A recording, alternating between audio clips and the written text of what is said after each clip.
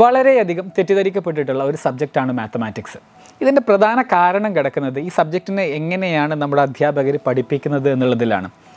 ഇതിന് theoretical subject എന്നുള്ള രീതിയിലാണ് അധിക അധ്യാപകർ സമീപിക്കാറുള്ളത്. അതുകൊണ്ട് തന്നെ പല കുട്ടികൾക്കും ഉണ്ടാകുന്ന ഒരു ഫീൽ എന്താണെന്ന് വെച്ച് കഴിഞ്ഞാൽ ഇതൊക്കെ എന്തിനാണ് ഞാൻ പഠിക്കുന്നത് എന്നുള്ളതാണ്.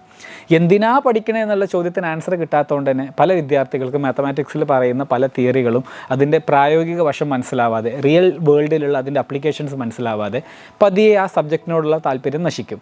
അതുകൊണ്ടാണ് പല കോമഡികളിലും മറ്റുമൊക്കെ ഈ PT പീരീഡിൽ വരെ കയറി വരുന്ന മാത്സ് ടീച്ചർ എന്ന് പറഞ്ഞിട്ട് ഒരു വില്ലൻ റോളിലൊക്കെ അവതരിപ്പിക്കുന്നത്. ഈ സബ്ജക്റ്റിനെ പഠിപ്പിക്കുന്ന ആ ട്രഡീഷണൽ മെത്തഡോളജിയുടെ പ്രശ്നമാണിത്. പക്ഷേ ഈ സബ്ജക്റ്റാണ് ഇനിയുള്ള കാലത്ത് ഏറ്റവും കൂടുതൽ റെലവൻസി നേടാൻ പോകുന്നത്. അതിൻ്റെ കാരണം എന്താണെന്ന് വെച്ച് കഴിഞ്ഞാൽ ഇന്നിപ്പോൾ ഭയങ്കര വൈറലായിക്കൊണ്ടിരിക്കുന്നത്, ഞാൻ തന്നെ ഏറ്റവും കൂടുതൽ വീഡിയോകളൊക്കെ ചെയ്യാറുള്ളത് ആർട്ടിഫിഷ്യൽ ഇൻ്റലിജൻസിനെ കുറിച്ചൊക്കെയാണ്. അപ്പോൾ ഒരുപാട് ആൾക്കാർ അതിൽ ചോദിക്കാറുണ്ട്, എങ്ങനെയാണ് AI മേഖലയിൽ ഒരു കരിയർ നേടുക, AI നിർമ്മിക്കാൻ എന്താണ് ചെയ്യേണ്ടത്, അതിനെക്കുറിച്ച് പഠിക്കാൻ എന്താ ചെയ്യേണ്ടത് എന്നുള്ളതാണ്. മാത്തമാറ്റിക്സിൽ അല്ലെങ്കിൽ കണക്കിൽ താല്പര്യമില്ലാത്ത ആൾക്കാർ ഈ മേഖലയിലേക്ക് കടന്നു വരാതിരിക്കുന്നതാണ് ഉചിതം. കാരണം എന്താണെന്ന് വെച്ച് കഴിഞ്ഞാൽ AI അൽഗോരിതംസോ മെഷീൻ ലേണിങ്ങോ ഇതെല്ലാം ബേസ് ചെയ്തിട്ടുള്ളത് മാത്തമാറ്റിക്സിൻ്റെ ഫൗണ്ടേഷണൽ പ്രിൻസിപ്പിൾസിലാണ്.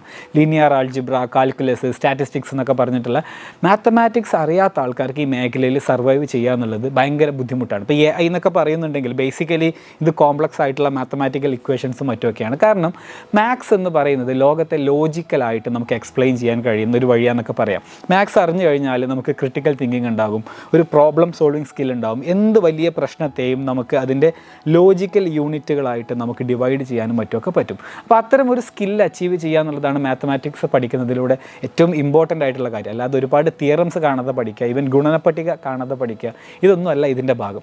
മാത്സിൽ ഒരുപാട് അപ്രോച്ചുകളുണ്ട്. ഞാനൊരു ഡിഫറൻ്റ് ആയിട്ടുള്ള അപ്രോച്ച് ഈ വീഡിയോയിൽ പരിചയപ്പെടുത്താം. ഈ വീഡിയോൻ്റെ പ്രധാന ഉദ്ദേശം എന്ന് പറയുന്നത് ഈ എക്സാമ്പിൾ പറയാനോ മറ്റുമല്ല.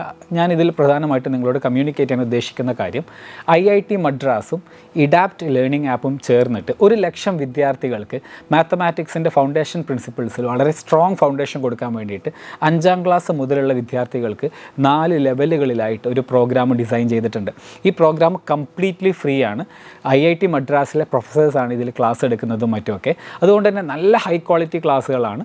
നമ്മുടെ വിദ്യാർത്ഥികൾക്ക് ഈ പ്രോഗ്രാം അവൈലബിൾ ആക്കാൻ വേണ്ടിയിട്ട് അതാത് നാട്ടിലെ സ്കൂളുകളുമായി ചേർന്നാണ് ഈ പ്രോഗ്രാം ഇംപ്ലിമെൻറ്റ് ചെയ്യുക. അപ്പോൾ മലയാളികൾ ലോകത്ത് എവിടെയൊക്കെയുണ്ട് അവിടെയൊക്കെ ഈ പ്രോഗ്രാം ഇംപ്ലിമെൻറ്റ് ചെയ്യാൻ പറ്റും. ഈ പ്രോഗ്രാമിൽ ജോയിൻ ചെയ്യാൻ താല്പര്യമുള്ളവർക്ക് ഈ വീഡിയോൻ്റെ ഡിസ്ക്രിപ്ഷൻ ശ്രദ്ധിച്ചു കഴിഞ്ഞ് കഴിഞ്ഞാൽ അതിൻ്റെ ബാക്കി ഡീറ്റെയിൽസ് എല്ലാം കിട്ടും.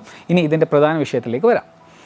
ഒരു എക്സാമ്പിൾ എന്ന് പറഞ്ഞല്ലോ, നമുക്ക് ലാറ്ററൽ തിങ്കിങ് എന്നുള്ള ഒരു കൺസെപ്റ്റ് ബേസിക്കലി ഡയറക്റ്റ്ലി മാത്തമാറ്റിക്സ് അല്ല, ഒരു വേ ഓഫ് തിങ്കിങ് ആണ്, അല്ലെങ്കിൽ ഒരു പ്രോബ്ലം സോൾവിങ് അപ്രോച്ചാണ്. അപ്പോൾ അതിന് വേണ്ടിയിട്ടുള്ളൊരു ചോദ്യം എന്താണെന്ന് വെച്ച് കഴിഞ്ഞാൽ 131 ടീമുള്ള ഒരു ഫുട്ബോൾ ടൂർണമെൻറ്റ്, നോക്കൗട്ട് ടൂർണമെൻറ്റാണ്. ഒരു കളിയിൽ ഒരു ടീം തോറ്റു കഴിഞ്ഞാൽ ആ ടീം പുറത്തു പോകും. അപ്പോൾ അങ്ങനത്തെ ഒരു ഫുട്ബോൾ ടൂർണമെൻറ്റിൽ നമുക്ക് ഫൈനലി ഒരു വിന്നറിനെ ലഭിക്കണം എന്നുണ്ടെങ്കിൽ എത്ര കളികൾ നടത്തേണ്ടി വരും എന്നുള്ളത്.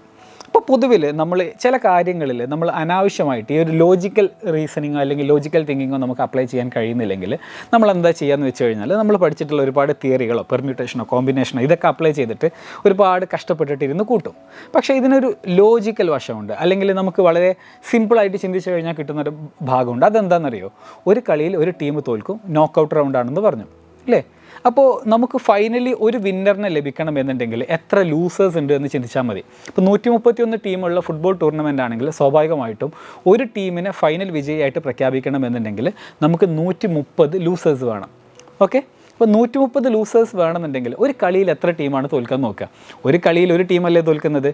അങ്ങനെയാണ് എന്നുണ്ടെങ്കിൽ 130 ലൂസേഴ്സ് വേണമെന്നുണ്ടെങ്കിൽ നമുക്ക് 130 കളി നടക്കണം. അപ്പോൾ ഇത് വളരെ സിമ്പിളാണ്, ഇതൊരു വേ ഓഫ് തിങ്കിങ് ആണ്. അപ്പോൾ ഇങ്ങനെ ഇത്തരത്തിലുള്ള വളരെ ഔട്ട് ഓഫ് ദ ബോക്സ് ആയിട്ടുള്ള മാത്തമാറ്റിക്സിൻ്റെ തിങ്കിങ്ങും അത്തരം കാര്യങ്ങൾ പഠിപ്പിച്ച് വിദ്യാർത്ഥികളിൽ മാത്തമാറ്റിക്സിൽ ഇൻട്രസ്റ്റ് ജനിപ്പിക്കുന്ന രീതിയിലുള്ള പ്രോഗ്രാമാണ് ഞങ്ങൾ തയ്യാറാക്കിയിട്ടുള്ളത്. അപ്പോൾ ഈ പ്രോഗ്രാമിൻ്റെ വിശദ വിവരങ്ങളും മറ്റു കാര്യങ്ങളൊക്കെ വീഡിയോൻ്റെ ഡിസ്ക്രിപ്ഷനിലുണ്ട് എന്നുള്ള കാര്യം ഞാൻ നേരത്തെ പറഞ്ഞു. സ്കൂളുകളാണ് ഈ പ്രോഗ്രാമിൻ്റെ ഭാഗമാവേണ്ടത്. അതുകൊണ്ട് തന്നെ നമ്മൾ ബന്ധപ്പെടേണ്ട ആൾക്കാരും സ്കൂൾ അധികാരികളാണ്. ഇനി ഏതെങ്കിലും കുട്ടികൾക്ക് ജോയിൻ ചെയ്യാനും മറ്റൊക്കെ താല്പര്യം ഉണ്ടെങ്കിൽ അവരുടെ സ്കൂൾ വഴി ഈ പ്രോഗ്രാമിൻ്റെ ഭാഗമാവാൻ ശ്രദ്ധിക്കുക. അപ്പോൾ മാത്തമാറ്റിക്സ് ആയിരിക്കും ഇനിയുള്ള കാലത്ത് ഏറ്റവും ഇമ്പോർട്ടൻ്റ് ആയിട്ടുള്ള സബ്ജക്റ്റ് എന്ന് പറഞ്ഞല്ലോ. AIയിലും മറ്റൊക്കെ ഒരു കരിയർ ബിൽഡ് ചെയ്യാൻ ആഗ്രഹിക്കുന്ന ആൾക്കാർക്ക്, AI ഒക്കെ സ്വയം നിർമ്മിക്കണമെന്ന് ആഗ്രഹിക്കുന്ന ആൾക്കാർക്കൊക്കെ മാത്തമാറ്റിക്സിൽ നല്ല ഹൈ എൻഡ് പ്രൊഫഷ്യൻസി ഭയങ്കര ഇമ്പോർട്ടൻ്റ് ആണ്. അല്ലാത്ത ആൾക്കാരെ സംബന്ധിച്ചിടത്തോളം അവർക്ക് ചെയ്യാനുള്ള കാര്യം എന്താണെന്ന് വെച്ച് കഴിഞ്ഞാൽ AI ടൂളുകൾ ഒരുപാടെണ്ണം ഇന്ന് വിപണിയിലുണ്ട്. ഞാൻ ഇതിനെക്കുറിച്ച് എപ്പോഴും സംസാരിക്കാറുണ്ട്. അത്തരം മേഖലകളിൽ ഇത്തരം ടൂളുകൾ ഉപയോഗിക്കാൻ പഠിക്കുക, അതിനെ ലെവറേജ് ചെയ്തിട്ട് ബിസിനസ്സോ മറ്റു കാര്യങ്ങളോ നിങ്ങളുടെ ജോലിയോ മറ്റു കാര്യങ്ങളൊക്കെ ചെയ്യാം. അതായിരിക്കും ഉചിതം. അല്ലാണ്ട് കൊണ്ട് ഇതിൻ്റെ ഏതെങ്കിലും ഒരു ഷോർട്ട് കോഴ്സിലൂടെ ഇതിലൊരു കരിയർ കണ്ടെത്താൻ ശ്രമിക്കുന്നത് അത്ര നന്നായിരിക്കില്ല എന്ന് സജസ്റ്റ് ചെയ്യുന്നു.